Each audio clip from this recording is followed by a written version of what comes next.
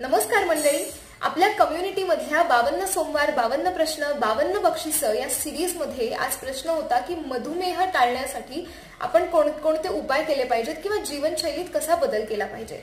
तर त्याच्यावर बऱ्याच जणांच्या कमेंट्स आल्यात की आपण लवकर झोपलं पाहिजे, लवकर उठलं पाहिजे, आपण स्वतःला वेळ दिला पाहिजे, आपण आपल्या मेंटल हेल्थ कडे पण इक्वली लक्ष दिलं गेलं पाहिजे, आपण काय खातो याच्याकडे विशेष लक्ष दिलं गेलं पाहिजे वगैरे वगैरे। तर हे अगदी बरोबर आहे। आपण आपली जीवनशैली जितकी चांगली ठेवू तितके आपण आजारांपासून लांब राहू।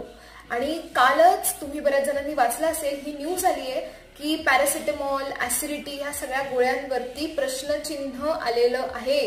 त्यांच्या क्वालिटी टेस्ट फेल झालेल्या आहेत, त्यामुळे आपण त्या गोळ्या घेतोय पण त्या कितपत सेफ आहेत याच्यावरच प्रश्नचिन्ह निर्माण झालेलं आहे। त्यामुळे आपण जितकं गोळ्यांपासून लांब राहू शकतो तितकं राहिला पाहिजे। तर तुमची जीवनशैली सुधारा आणि गोळ्यांपासून लांब राहा।